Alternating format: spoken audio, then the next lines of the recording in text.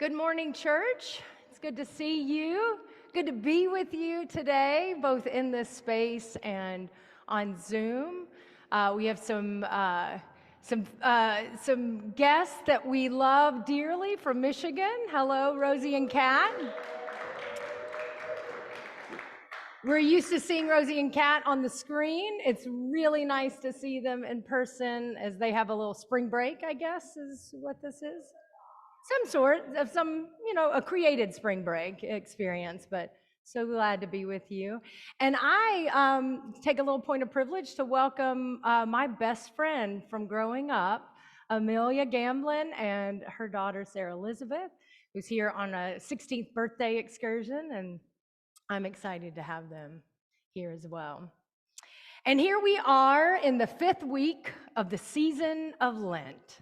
A season that prepares us for the shadows of Holy Week that are soon upon us, but also which prepares us for the triumph of Easter. So we are now more than halfway through these 40 days of wandering in the wilderness. 40 days of giving up and taking on. 40 days of facing our mortality. And so today we get a passage that's all about mortality, right? Dem bones, dem dry bones. Some of you will know what I'm referencing, some of you will not. Special thanks to JD and our young folks for helping to bring this text to life, and the pun is intended. However, I don't want to get too far ahead of ourselves in this. After all, it is still Lent. It is not yet Easter. So how can this tragic, if not cinematic vision in the book of Ezekiel meet us where we are on this journey to the cross and beyond? For a little bit of background, Ezekiel is generally acknowledged to be a Hebrew prophet who was called out by God to prophesy during the time of the Babylonian captivity. This was a very devastating time for the Israelites as they had been defeated militarily. They had been removed from their home and scattered to faraway lands. The temple where they understood God to reside had been destroyed. And Ezekiel, within this context, was given visions by God and commanded to share them with the diaspora, to those who felt abandoned and hopeless. And so we get one of those visions on our guide, as our guide for this Sunday deep into our Lenten wilderness. But you know, now when you think about this text, the landscape is shifting a little bit for us. Suddenly the wilderness that we have been in, which at least gives us some glimpse of signs of life and greenery, has turned to a valley. And not just any valley, a valley of death. Death on a massive scale, the text tells us. And death that has long set in. The reality is, it feels like life has been forgotten in this valley. Can you envision it yourself? The picture is painted so well in these 14 verses that I bet you can envision this valley. Layers of bleached white bones as far as the eye can see. Bones so dry that you can imagine that if you touch them, they might crumble into fine dust. And as you look at the endless sea of remains, perhaps your mind even wanders and wonders what brought about this kind of death. It's a good thing to wonder. A valley full of bones. How did this come to be? Well, perhaps the valley was a battlefield, and these are the remains of war. It's not too hard for us to imagine, right? We know the valleys of the Ukraine, Darfur, Afghanistan. Unfortunately, not too hard to imagine such valleys. Or perhaps it was disease, bones of once vibrant bodies that were ravished with sickness that spread like wildfire, one to the other. Also, visions of this kind of valley are certainly quite fresh on our minds, are they not? As we emerge from a global pandemic and recognize both the biological and societal sicknesses that have created these types of valleys throughout the ages. Perhaps these are the human remains of a natural disaster, possibly an earthquake like those experienced in Turkey and in Haiti. Or maybe this now scorching dry valley was once the location of massive flooding. Or perhaps it was always dry, and these are the victims of drought. Perhaps it was more like a trash heap, a dump, these bones. A place where the rejected, the dispensable, the vilified, the persecuted were simply discarded. Victims of genocide. As I began to process the scene in my head, and I couldn't help to go to all of these different places, I also thought about the plight of immigrants all around our world that traverse through places like the Darien Gap in Central and South America, going through rainforests and floods because they want to find a place where they can survive. They're willing to go through the valley of death for even just a glimpse of hope, of life. And while there are unfortunately many of these types of images that we can conjure, both modern and historical examples of death valleys that have impacted communities, and we can all call them to mind. As we hear this text today in the midst of our Lenten journeys, I also wonder if it's possible that some of us imagine our own lives and experiences as we gaze upon the pile of dry, lifeless bones. Some of us know these kinds of valleys, valleys of deep loss, tragic death, endless grief, valleys of immense depression, anxiety, and despair, valleys of abandonment and isolation, being cut off from those that we love, often at no fault of our own. Valleys of chronic pain, whether it be physical, mental, or emotional. Valleys of addiction. Valleys of disillusionment. The truth is, it doesn't take much living on this earth to encounter the kind of valley of death that Ezekiel is showing us, does it? So, mortals, can these bones live? Can these bones in these valleys that we trod, can they live?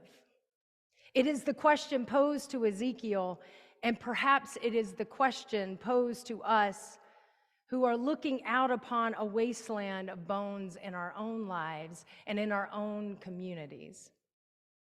Can these bones live? And you've heard the text. And while it's really easy, really easy to jump to the end of this passage, and who wouldn't want to? The vision is offered to us in very unique detail, and one which I think might be helpful for us to give our attention to. The promise of resurrection in this vision is oddly specific. God says, I will lay sinews on you and will cause flesh to come upon you and cover you with skin and put breath in you. And then you shall live. Do you wonder, why does God describe in detail the process, these steps to resurrection? And sure enough, as Ezekiel obediently prophesies, this process unfolds.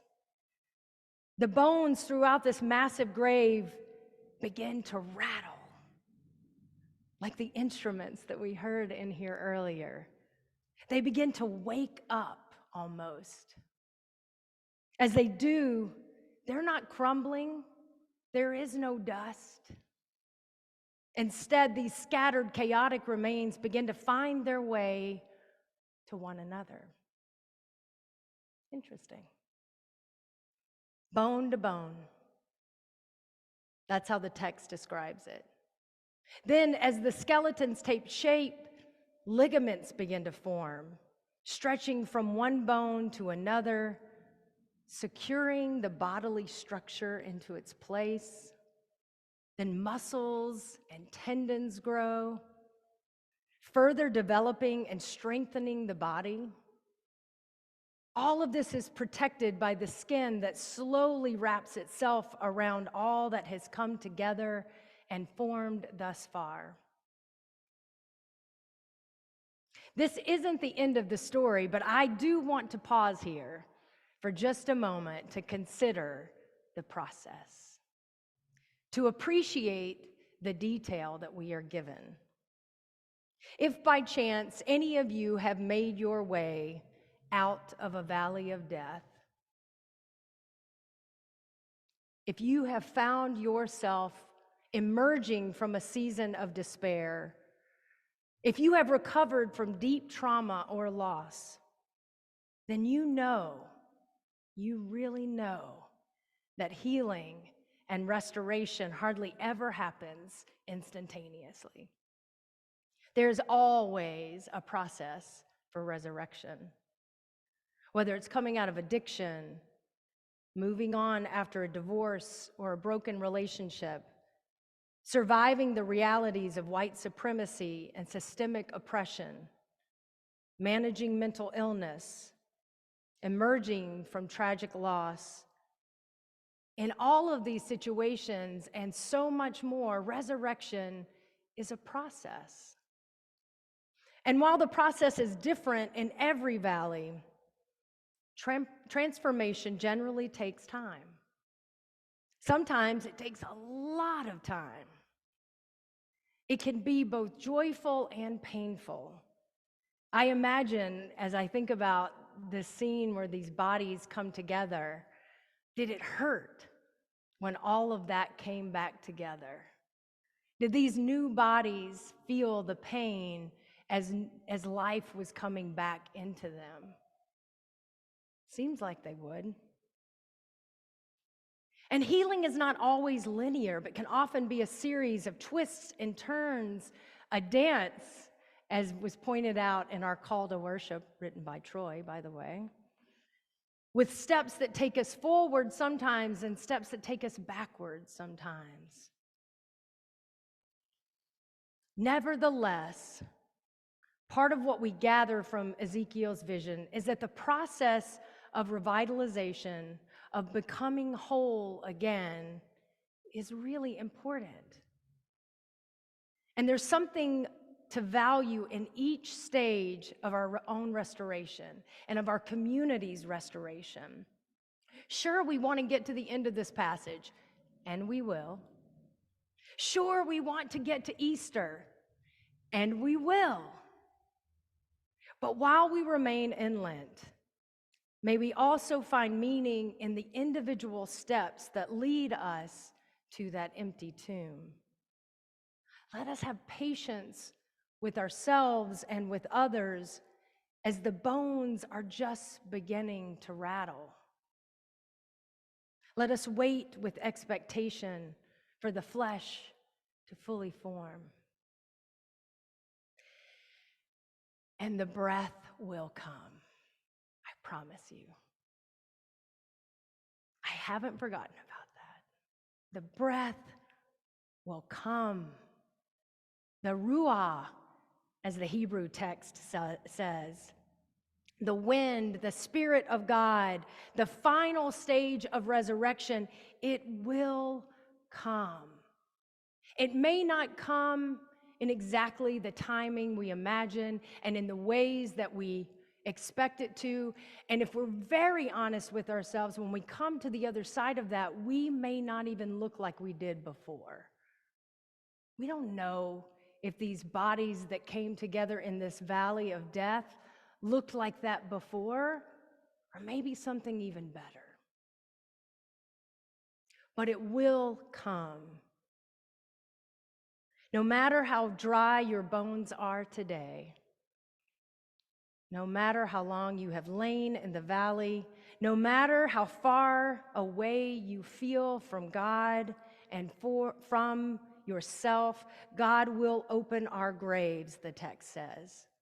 God will open our graves and breathe new life into us. And also, mortals, let us not forget that we are co-creators in this process. Did you notice that in the text? For whatever reason, God does not do all this resurrecting alone. God took Ezekiel, placed Ezekiel in this valley of bones and invited, well, maybe commanded, who knows, Ezekiel to participate in this process. And I believe that God invites or commands us to do the same, to be a part of the good news that restores God's kingdom to wholeness. So how will we respond, O mortals? Reverend Dr. William Barber of the Poor People's Campaign reminds us that transformation is coming from the valley of dry bones. He says it always does.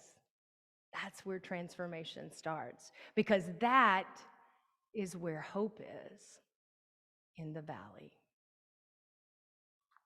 The vision in Ezekiel is a story of individuals and community becoming whole again, bone by bone, sinew by sinew. It is a reminder that restoration is a beautiful process, that we are both the beneficiaries and co-creators of. Them bones, them dry bones. Now hear the word of the Lord. Amen.